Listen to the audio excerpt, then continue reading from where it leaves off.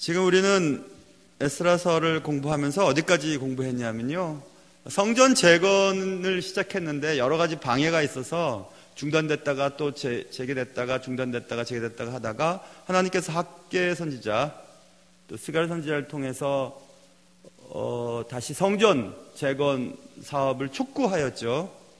그때 또 사단이 자기 마음에 맞는 사람들을 사용해서 성전 재건 사업을 중지시키는 또 장면이 있었고, 그러던 차에 조서가 발견되고 그래서 다시 성전 재건이 시작되었고 성전이 결국 완공되었다.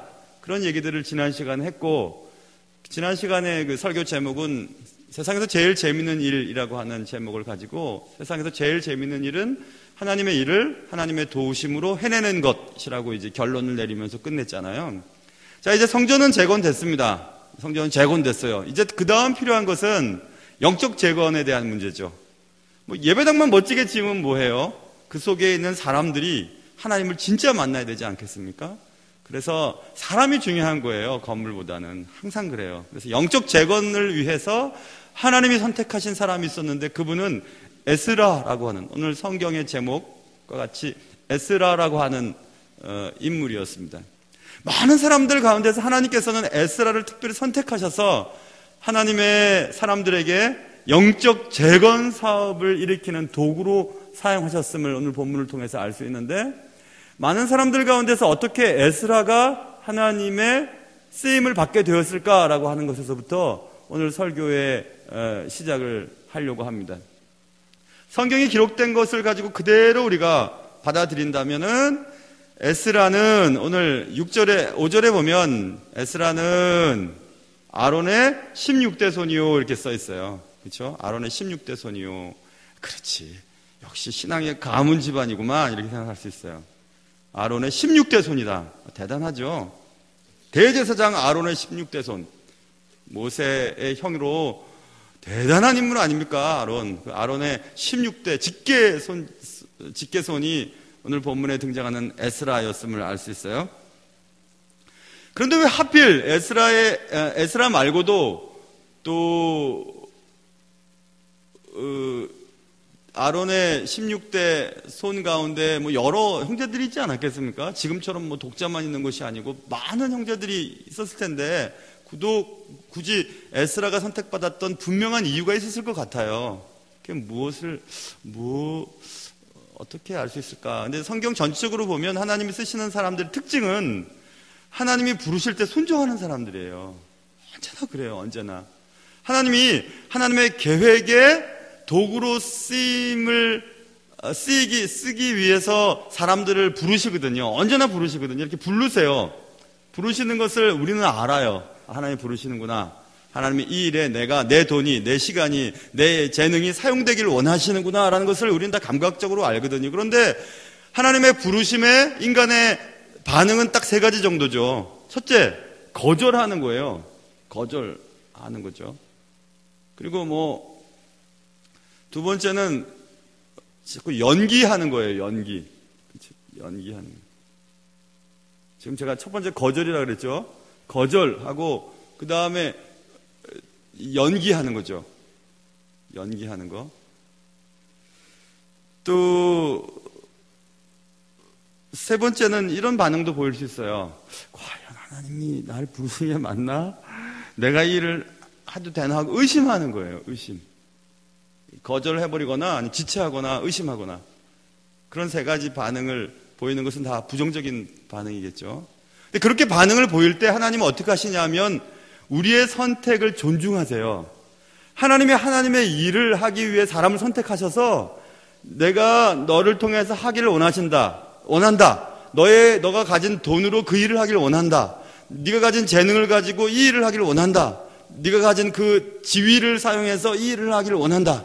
성경 전체를 보고 지금 얘기를 하는 것입니다. 그렇게 하나님이 원하실 때 거절하거나 연기하거나 의심하는 방법을 통해서 하나님의 부르심을 불순종하는 경우 하나님은 인간의 선택을 존중하세요. 구원에 대한 얘기가 아닙니다. 이건 하나님께 쓰임받는 부분에 대한 얘기예요. 사명을 따라 하나님이 허락하신 일들을 순종하는 그리고 그 하나님의 계획, 그 위대한 하나님의 계획에 동참할 때의 우리의 반응에 따라서 하나님이 결정하시는데, 우리가 거절하거나 의심하거나 지체하면 우리가 하는 선택에 동의하세요. 동의하세요. 강제로 끌어다 쓰시는 법은 거의 없으세요. 특별한 목적을 위해서는 그 사람을 선택하시고 그 이름을 부르시고 그 사람이 갖고 있는 모든 것들을 사용해 선택하시지만은, 부르시지만은 항상 그렇지는 않아요. 대부분 성경 전체를 통해서 얘기해 보면 대부분 하나님은 그들의 선택을 존중하셔서 그래 알았어 하고 그의 부르심을 옮기세요. 이렇게 옮기세요. 물론 그런 하나님의 선택이 옮김을 받을 때 그의 구원 그리고 지옥에 떨어짐 이런 것과는 상관없어요. 상관없어요. 그러나 분명한 것은 하나님이 사용 불가라고 찍어버리세요. 아, 얘는 하기를 원하지 않구나 하고 사용 불가. 하나님의 도구로 사용하지 않겠다고 이렇게 않기를 원했으니까 이렇게 딱 찍어 놓으세요. 그러면 무슨 결과를 얻게 되냐 하면 구원과는 상관없지만 하나님의 나라에 갔을 때 상급을 결정하는 문제에 있어서는 우리가 그 자리에서 떨어져 나가요. 하나님이 기회를 주셨어요. 그러나 그 기회를 잡지 않고 우리의 선택에 의해서 결정 내렸거든요. 연기하거나 지체하거나 거절을 통해서 안 하겠다고 하죠. 그러면 하나님의 구원 계획에 우리의 가진 재능과 돈과 시간과 건강이 사용되지 않으면 상급하고는 상관이 없는 결과를 처리하게 된다는 것입니다. 사용 불가 이렇게 처리를 해버리시죠. 그렇기 때문에 당대에 많은 대단한 사람들이 있었음에도 불구하고 에스라가 특별히 하나님의 나라에 쓰임받게 되었다는 것은 에스라가 갖고 있었던 특별한 특성 가운데 순종이 있었음을 우리는 알 수 있어요. 분명히 에스라는 하나님의 콜링에, 부르심에 순종했음을 알 수 있거든요. 그렇기 때문에 여러분은 잘 아세요. 아, 하나님이 내가 가진 이것, 그리고 나의 시간, 그리고 우리 자녀, 우리 사업, 나의 성격, 내가 가진 여러 가지 재능들, 뭐 외국어를 잘하든지 뭐 여러 가지 뭐 이런 특성들을 지금 하나님의 이 일을 위해 사용하기를 원하신다는 사실을 여러분은 아세요. 알 수 있어요. 하나님의 뜻에 민감한 사람들은 알 수 있거든요. 그때 여러분 항상 예스 해야 돼요. 안 그러면 하나님의 그 위대한 계획에 동참할 수 있는 기회가 상실되거든요.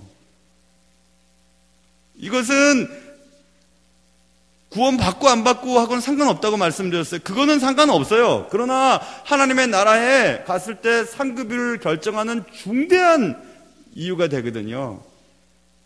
그러니까 항상 하나님이 나를 이 일을 하기를 원하신다, 나를 부르신다, 내 걸 이걸 원하신다 하는 생각이 들면 예스 해야 돼요. 지체하거나 뭐 의심하거나 거절해서는 안 됩니다. 그래서 하나님의 일이라면 언제나 예스 해야 돼요. 예스. 한번 생각해 보세요. 내 인생이, 나 같은 존재가 하나님의 위대한 그 구원 계획 속에 내가 동참될 수 있다는 사실이 얼마나 귀한 일입니까? 그 놀라운 일이거든요. 하나님은 하나님의 일을 이 땅에 이루실 때 항상 사람을 사용하세요. 사람을 사용하세요. 사람이 가진 것, 그리고 하나님이 그 사람을 이 땅에 보내시면서 주신 것을 바로 이 땜을 위함이 아니냐 하고, 뭐 에스더에게 모르드게가 얘기했던 것처럼 하나님은 우리를 적절한 때 우리의 가진 것들을 사용하기를 원하시거든요. 그때 거절하지 마세요. 그리고 의심하지 마세요. 지체하지 마세요. 해야 돼요. 그냥 해야 되는 겁니다. 딱 생각이 들면 해야 되는 거예요. 안 하면 안 돼요. 여러분 지체하거나 의심하거나 거절하지 마세요. 정말 그것은 천국 문턱에서 우리의 상급이 결정될 때 엄청난 결과를 초래하게 될 것입니다. 그래서 하나님의 일에 동참하고 하나님께 칭찬받고 하나님으로부터 상급받는 그런 인생 될 수 있기를 주님의 이름으로 축원합니다. 에스라는 대제사장 아론의 16대 손이었기 때문에 쓰신 것은 아니에요. 분명히 에스라가 가진 특별한 속성이 있었는데 그것은 이 구절의 행간 속에 볼 수 있는 에스라의 순종의 미덕을 살펴볼 수 있고, 또 한 가지는 성경에서 오늘 얘기하는 것은 모세의 6절 보세요. 모세의 율법에 익숙한 학자였다 이렇게 돼 있죠. 그래 역시 재능 있고 학식 있고 뛰어난 사람을 하나님이 사용하시지. 저도 신학교 들어가서 엄청 오랫동안 기도했던 게 있었어요. 그러니까는 거의 제 기억으로는 이제 학위를 받을 때까지 기도했던 게 있었는데, 그것은 하나님 제게 학자의 혀를 주십시오. 학자의 혀를 주십시오 하고 엄청 많이 기도했거든요. 하나님 학자의 혀를 허락해 주십시오. 이렇게. 에스라 당시 모세의 율법을 아는 학자들이 에스더 한 명뿐은 아니었을 거예요, 분명히. 그렇죠? 그런데 지금 에스라는 모세의 율법에 익숙한 학자로서라고 나와 있잖아요. 이 익숙한이라고 하는 단어, 마히르라고 하는 단어, 이 마히르라고 하는 단어는 이런 의미를 가지고 있어요. 그 영어에서 ready라고 하는 거, 준비된, 잘 준비된. 그러니까 하나님의 말씀에 준비된, 그리고 그 ready라고 하는 단어 속에 마히르라고 하는 단어 속에 준비된 혹은 자진하는, 민첩한, 편리한 이런 단어의 뜻이 포함되어 있거든요. 그러니까 하나님의 말씀을 듣는 일에, 공부하는 일에, 그것을 실천하는 일에는 민첩했던 사람이었어요. 에스라는 민첩해요. 하나님의 말씀을 따라가는 일에 있어서는.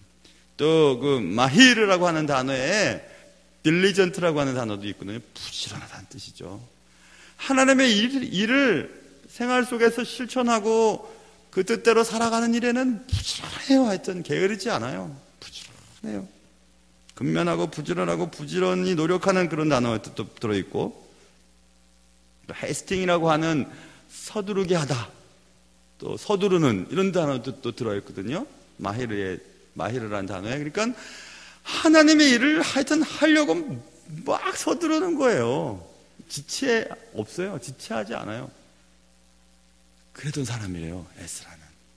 하나님의 말씀이라면 아무튼 부지런하고 준비되고 잘 준비하고 최선을 다하고 또 그냥 서두르면서 그것을 빨리 하기 위해서 애쓰고 그랬던 사람이라는 것을 성경은 우리 보여주고 있죠.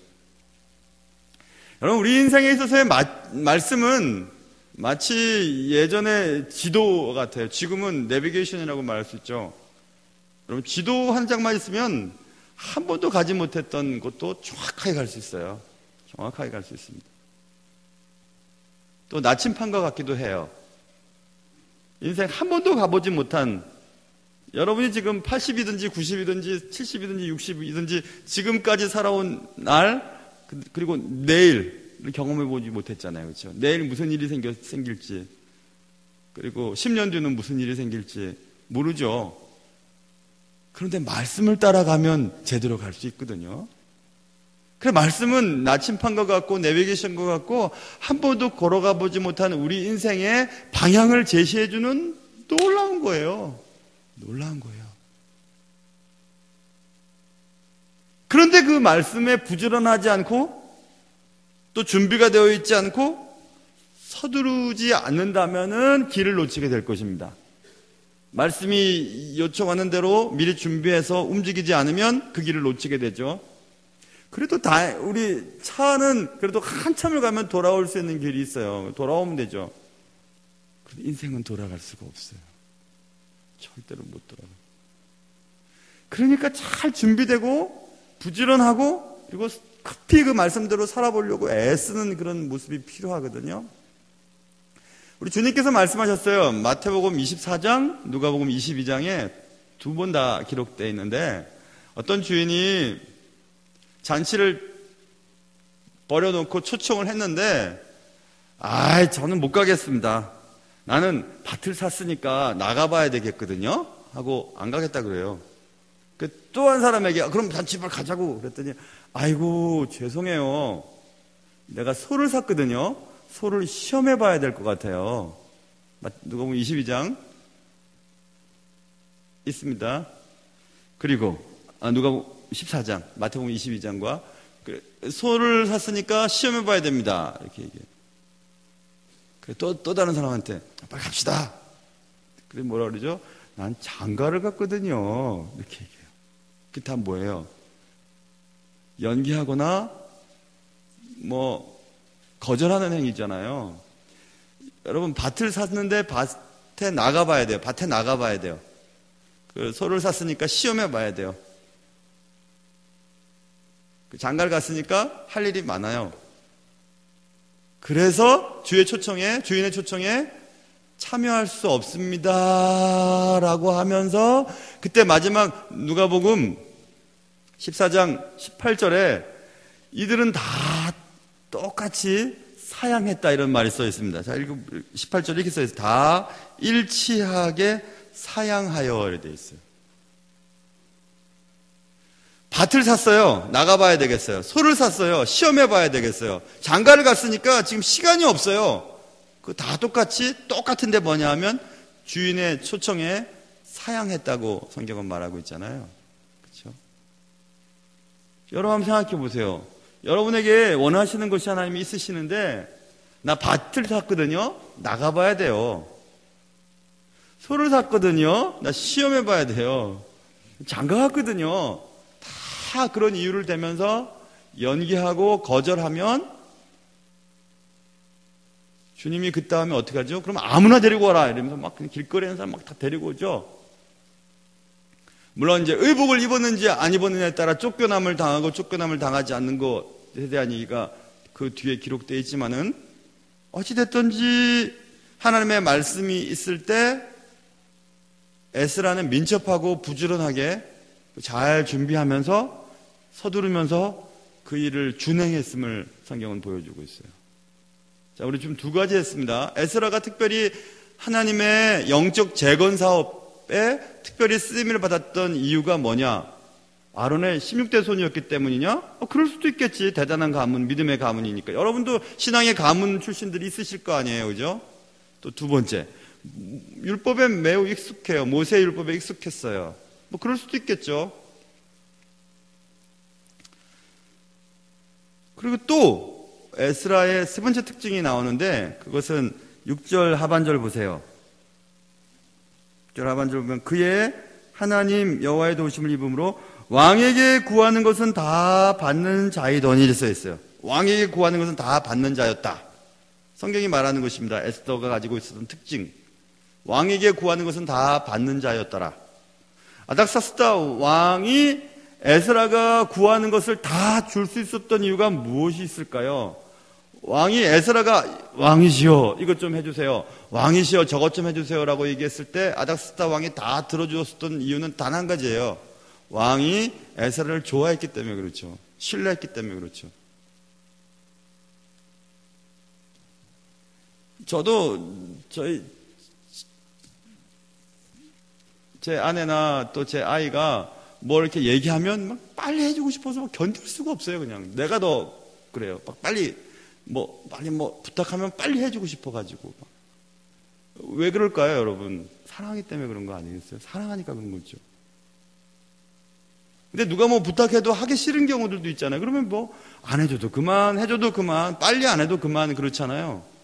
그런데 에스라는 왕에게 구하는 것을 다 받는 자였대요. 그러니까 에스라는 아닥사스다 왕에게 인정받는 자였고 사랑받는 자였음을 알 수 있죠. 그건 무슨 말일까요? 능력 있는 자라는 얘기예요. 맡겨진 일을 잘 해냈다는 얘기입니다.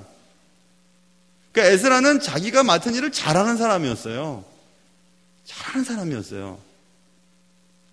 여러분, 하나님의 일을 하는 사람들은 자기가 맡은 일을 잘하는 사람이어야 돼요.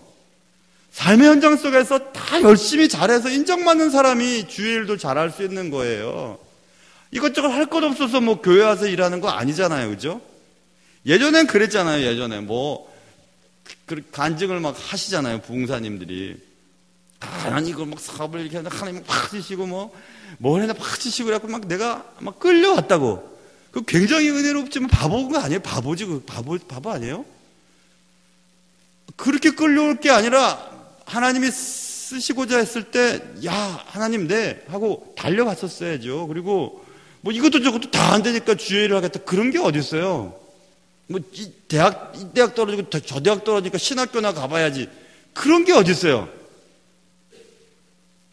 제가 아는 어떤 그 권사님 아들이 공부를 못했는데 신학교 간다고 추천서를 써달라 해서 내가 얼마나 반대했는지 몰라요. 아, 소명도 없는데 뭐 신학교가 대학 이름 달라고 가야 되니까 또 안 써주면 또 이제 막 예수를 믿던 그 권사님의 남편이 시험에 걸려 넘어질 거라고 또 그러시니까 안 써줄 수도 없고 썼거든요. 쓰고 나서도 후회를 했어요. 야, 이거 무슨 대학 이름 달라고 이거 뭐 학교가 신학과를 가면 되겠나. 결국 신학 포기했어요. 신앙생활도 잘 안 해요, 그 아들. 그러니 여러분 생각해 보세요. 오늘 본문에서는 에스라는 자기의 일, 그래서 일반 세속적인 곳이었잖아요. 일반 그 아닥사스다 왕궁에서 아닥사스다 왕의 인정을 받는, 그러니까 일반적인 삶의 현장 속에서도 그 윗사람들로부터 인정함을 받아야 되는 것이에요. 예수 믿는 사람들은. 교회에서만 인정받는 것은 쉬운 일이에요. 교회만 잘 왔다 갔다 하면 되니까. 그런 거 말고 여러분의 삶의 현장에서 인정함을 받으셔야 돼요. 뭘 하든지 무슨 일을 하든지. 그래야 하나님 쓰세요. 그래야.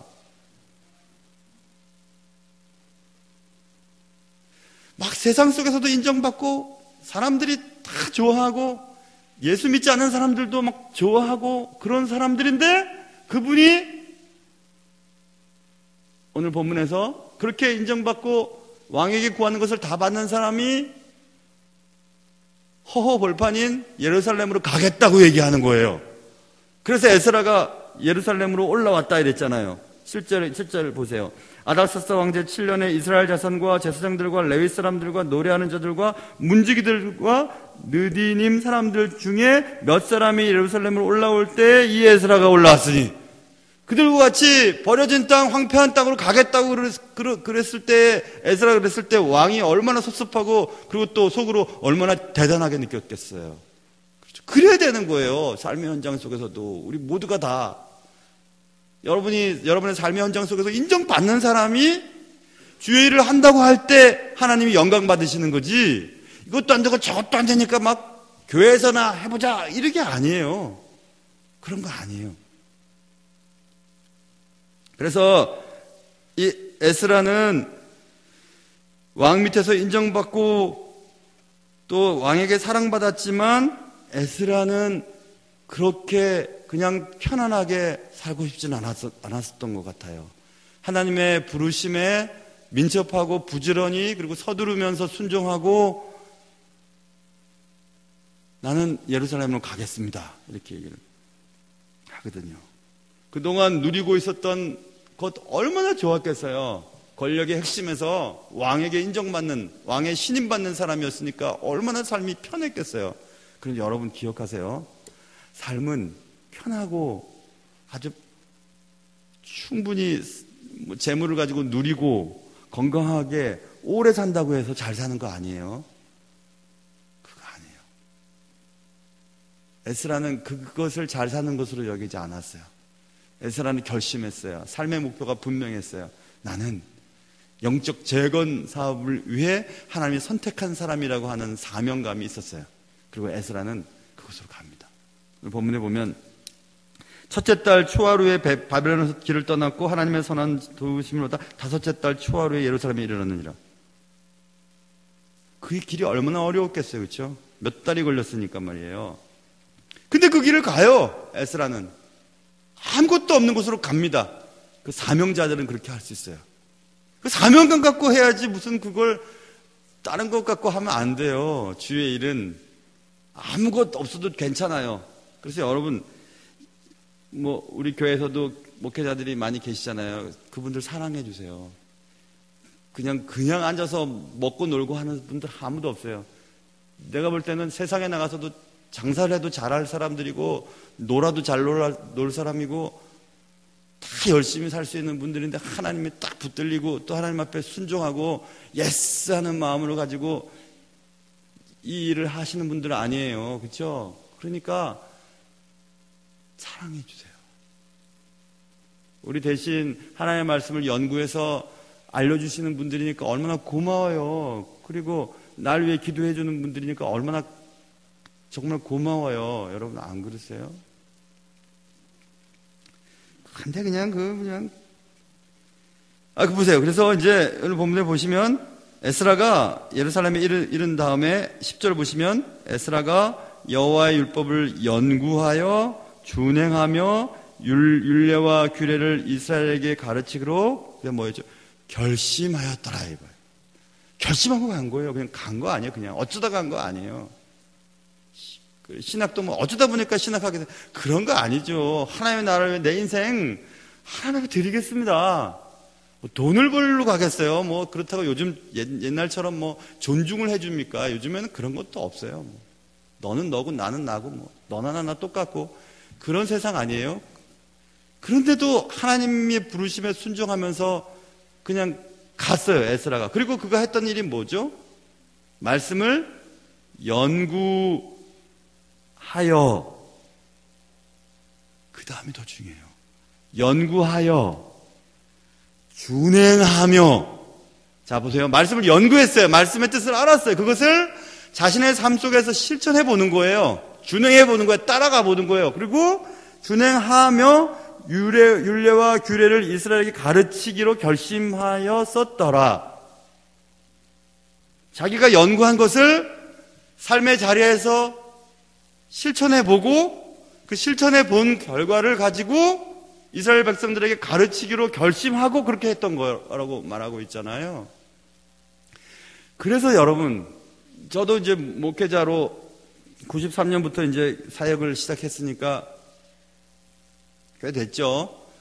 근데 제일 힘든 게 뭐냐면 목회자의 말씀대로 살아야 된다는 것 때문에 제일 힘들어요. 말씀대로 사는 거. 말씀대로 사는 게 제일 힘들어요. 왜냐하면 설교자는 말씀대로 살지 않은 말씀을 전달할 때 힘이 없거든요. 그런데 말씀대로 산 말씀을 전달하면 힘이 생겨요. 그래서 막 기가 죽고 힘이 없어도 말씀 전할 때는 막 살아나는 이유는 말씀을 실천해 봤거든요. 그리고 말씀을 실천함을 통해서 은혜를 받았거든요. 그래서 그 은혜 받은 말씀을 전달하는 거예요. 그 에스라 그랬다는 거예요. 말씀을 연구하고 준행하며 그것을 이스라엘 백성들에게 가르치기로 결심하였더라 이렇게 되어 있죠. 그렇죠? 결국 말씀이 우리의 삶에 힘이 되고 능력이 되는 것은 말씀대로 살아봐야 되는 거예요. 말씀을 제 아무리 암기하고 제 아무리 말씀에 대해서 많이 알고 제 아무리 말씀을 많이 떠들어대도 저처럼 떠들어대도 말씀대로 살지 않은 사람의 입에서 나오는 하나님의 말씀은 능력이 나타나지 않아요. 아무리 논리적이고 아무리 대단한 수사학을 가지고 말을 전한다 해도 능력이 안 나타나요. 그러나 한 말씀 한 말씀을 말씀대로 준행하고 나온 결과를 전하면 가르치면 그 능력이 나타나거든요. 그래서 그랬다고 얘기하고 살아본 거예요. 준행해 본 거예요. 그리고 그것을 이스라엘 사람들에게 가르치기로 결심하여 썼더라 이렇게 돼 있죠. 그리고 예루살렘으로 가기로 결심한 거예요. 왕이시여, 내가 가겠습니다. 뭐 하러 가려고 그러냐? 가야 되겠습니다. 그 왕이 뭐라 그랬을까요? 에이 바보. 그리고 속으로는 대단한 걸 그런 생각 안 했겠어요? 죄송한데 제 얘기 조금 할게요. 은행에 이제 다닐 때 제 동기들 중에서 제가 제일 좋은 부서에 1년 지나고 나서 두 번째 이제 그 인사 배치할 때 제일 좋은 부서에 배치됐어요. 기획 2팀.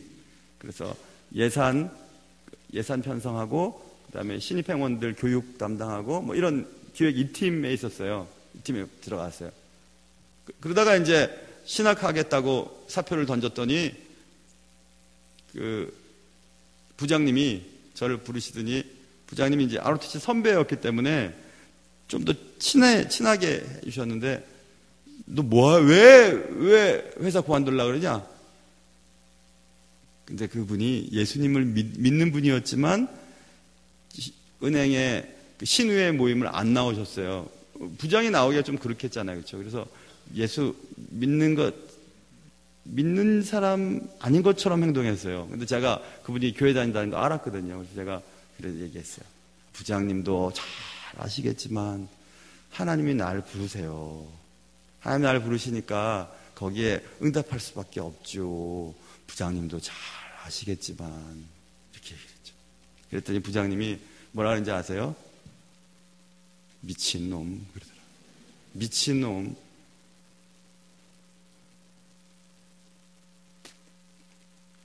왜 부장님 그랬겠어요? 야 이놈아, 네가 지금 제일 좋은 부서에서 지금 이렇게 있으면은 교회 다니고 뭐 하는데 아무 문제도 없고 뭐 꼭 신앙만 해야 되냐?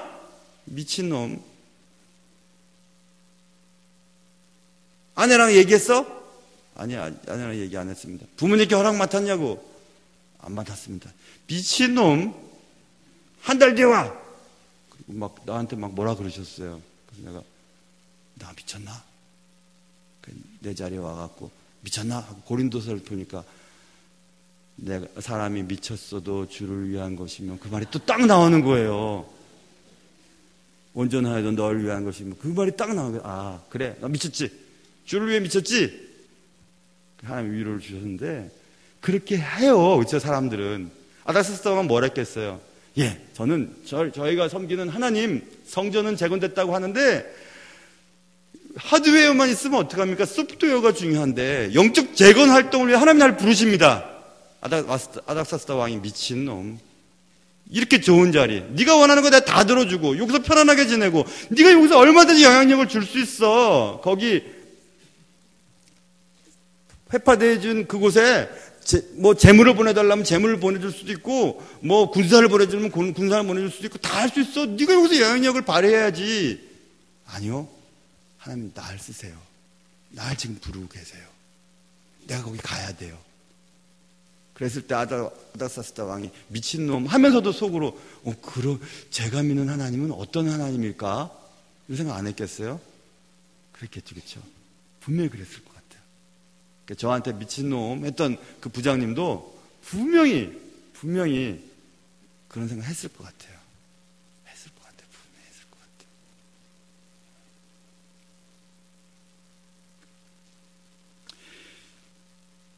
사랑하는 성도 여러분, 오늘 본문은 에스라가 하나님께 특별히 쓰임 받았던 이유를 성경에 나타나 있는 것만 가지고 지금 살펴보고 있잖아요. 그죠? 아론의 16대 손이었어요. 그래, 믿음의 가문이지. 그럴만해. 모세의 율법에 익숙한 사람이었어. 그렇구나. 역시 그런 사람만 하나님 쓰시지. 익숙한 학자였다고 얘기했어요. 그래, 맞아. 공부 잘하는 사람, 공부 많이 하는 사람 쓰시겠지. 그리고 왕에게 구하는 것은 다 받는 자였더라. 그래, 능력 있는 사람을 하나님 쓰셔. 맞아. 그래, 좋은 가문에서 태어나고 공부도 열심히 하고 똑똑하고 능력도 있고. 그래, 에스라는 금수저지 뭐. 여러분, 제가 요즘에 보세요. 여러분이 금수저인지 흑수저인지 한번 제가 읽을 테니까 어떤 게 맞는지 보세요. 흑수저는요, 이런 사람들이래요. 자, 집에 욕조는 없고 화장실에 물 받는 다라이가 있는 집이 흑수저고 욕조 없고 다라이가 있는 집. 그리고 눈이 나빠하고 잘 안 보여요. 집에 장판이 뜯기거나 장판이 들떠 있는 집은 흑수저 집안이고 부모님이 취미생활이 전혀 없대요. 먹고 사느라 힘드니까. 식탁 유리 있잖아요. 식탁 유리 깔잖아요. 유리 안에 식탁 보로 비닐을 사용하는 집안은 흑수저 집안이래요. 비닐. 그리고 옷장 안에 유행이 지났는데도 여기 써있는 대로 하면 쟁여두는 옷들이 많음, 특히 두꺼운 옷이 많이 있는 집안이 흑수저 집안이고요. 왜 나만 웃기지? 난 되게 웃기던데. 또 집에 TV가 있긴 있는데 브라운관, 옛날에 평면 TV가 아니라 이렇게 둥그름한 TV잖아요. 그거 있거나 30인치 이하의 평면 TV라도 30인치 이하 평면 TV를 갖고 있는 집이 흑수저 집안이래요. 이것도 여름에 에어컨이 없거나 에어컨이 있어도 잘 안 트는 집안이 흑수저 집안이고, 또 집에 곰팡이가 핀 곳이 많고, 또 고기 요리를 할 때 고기 요리를 해요. 고기 요리를 먹어야 되는데, 여기 있는 대로 읽을게요. 죄송해요. 여기 있는 대로. 그 고기를 물에 쳐놓고 끓이는 요리를 자주 해 먹는 집안이 우려 먹는 사람, 고기를 우려 먹는 사람들, 고기를 막 날것으로 잘라 먹지 않고 우려서 막 여럿이 막 둘러 먹는 사람 되게 많아요. 근데 이런 거를 보면서 뭐 또 이런 것도 있던데요. 금수저 위에 다이아 수저도 있는데, 다이아 수저는 자산이 30억 이상이거나 가구의 연수입이 3억 이상, 금수저는 자산이 20억 이상이거나 가구 연수입이 2억 이상, 은수저는 자산 10억 이상이거나 가구 연수입이 8천만 원 이상, 동수저는 자산 5억 이상이거나 가구 연수입이 5,500만 원 이상, 흑수저는 자산 5천만 원 미만이거나 가구 연수입이 2천만 원 미만. 이런 걸 읽어보니까 저는 정말 절대 금수저 못 되겠더라고요. 여기 보면. 그래서 우리도 그런 생각할 때 있어요. 그래, 하나님은 좋은 가문, 공부 많이 하고 똑똑하고 능력 있는 그런 금수저 같은 사람만 쓰시는구만, 이렇게 생각을 할까 오늘 제목을 금수저로 달았어요. 왜냐하면 맞아요. 에스라가 쓰임받았던 것은 좋은 가문에 태어났을 때, 맞아요. 말씀에 익숙했던 사람이었어요. 그리고 자신의 분야에서 유능했어요.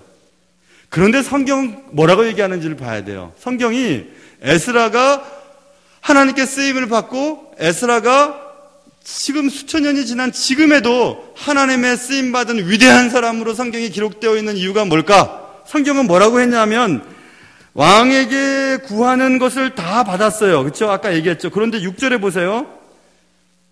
그의 하나님 여호와의 도심을 입음으로 왕에게 구하는 것은 다 받는 자이더라. 아, 왕에게 사랑받고 왕에게 인정받는 것도 하나님이 도와주셨기 때문에 그랬구나. 그 다음에 또 9절에 첫째 달 초하루에 바벨론에서 길을 떠났고 하나님의 선한 손에 도우심을 입어 다섯째 달 초하루에 예루살렘에 이르니라.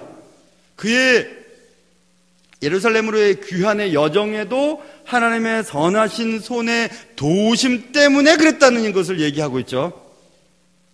결국 이 말은 무슨 말이냐면, 성경은 에스라의 가지고 있는 환경과 조건과 능력과 재능과 자신의 업무에 뛰어난 업무 능력, 수행 능력, 그것 때문에 성공했다고 말하지 않아요.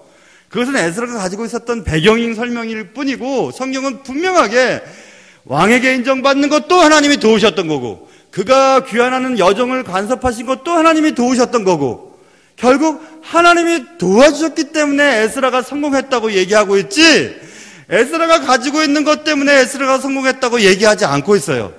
그렇다면 뭐예요? 요즘 사람들이 2015년도부터 하도 그냥 금수저 얘기를 많이, 그 유럽에서 그런 영어 수거에서 나온 거잖아요. 너는 은수저 물고 태어나냐? 그 수거가 있잖아요. 은수저는 예전에 귀족들, 수저들이 다 은수저니까 너는 귀족 집안에 태어났지? 그러니까 태어나면서부터 좋은 집안에 태어났으니까 너는 은수저로 밥 먹고 은수저로 생활하고 그러니까 더 잘 될 거야. 거기서 나온 게 은수저론이잖아요. 금수저론, 수저론.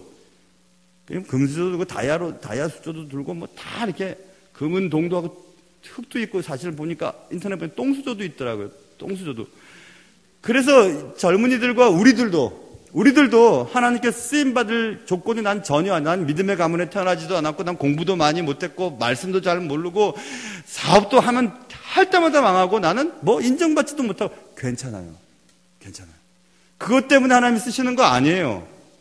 하나님은 우리 모든 자들에게 동일하게 기회를 주세요. 그리고 하나님이 맡기셨다면 하나님이 도우셔서 그 일을 꼭 이룰 수 있도록 도와주세요. 하나님의 선하신 도움의 손길이 있는 인생은 결국 성공하게 되어 있거든요. 그래서 저와 제 아내도 제 아들들 둘에게 늘 기도하고 원했던 거 이겁니다. 공부 못해도 좋아. 다 괜찮다. 네가 뭘 해도 좋은데 예배는 꼭 드리고 하나님을 잘 믿으면 그거면 된다. 이런 얘기를 꼭 해요. 그럼 돼요. 하나님 잘 믿는 사람은 소망이 있어요. 그러나 좋은 가문에 태어나고 공부 잘하고 이 직장에서 인정받고 제 아무리 그런 사람이라 할지라도 나라 어지럽히고 돈 챙기고 여러 사람들한테 희망을 다 꺾어버리고 나라 전체를 흔들어버리는 그냥 사기꾼으로 인생을 살 수도 있거든요. 사랑하는 성도 여러분, 금수저 얘기하지 마세요. 진짜 금수저는 하나님이 도와주시는 사람이에요. 에스라가 예루살렘으로 귀환했던 이스라엘 백성들 성전 재건한 이후에 그들의 영적 재건 사업을 위해 하나님이 딱 보신 다음에 에스라를 선택하셨을 때 에스라가 순종하고 즉각적으로 순종하고 예스 하면서 부지런히 준비해서 자신의 기득권을 다 포기하고 하나님이 이미 내게 주신 것을 가지고 하나님의 일을 하겠다고 시작하자 하나님이 그를 도와주셨어요. 하나님의 선하신 도우심이 그의 인생과 함께 하셨어요. 그래서 그의 인생이 살아나고 쓰임바 될 수 있었던 것입니다. 여러분과 제가 비록 좋은 환경과 좋은 능력과 대단한 업무 수행 능력을 갖고 있지 못한다 할지라도 하나님의 손 안에 붙들리기만 한다면 여러분과 저를 통하여 대단한 일들을 계획하시고 분명히 이루실 것입니다. 그런 은혜가 여러분과 저의 삶 속에 있기를 주님의 이름으로 축원합니다. 기도하겠습니다. 하나님 아버지, 세상 사람들은 환경이 안 좋고 난 공부도 못했고 난 능력도 없고 나는 부모님으로부터 물려받은 재산도 없고 나는 이것도 없고 저것도 없고 이것도 없고 저것도 없고 그래서 나는 결국 이 모양입니다. 이렇게 얘기할 것이 아니라 하나님의 쓰임받고 하나님의 사랑받고 하나님의 선하신 도우심이 있는 인생이 되기만 한다면 에스라처럼 얼마든지 쓰임받을 수 있음을 분명히 기억하며 주님께 사랑받는 인생 될 수 있도록 도와주시옵소서. 예수님의 이름으로 기도합니다.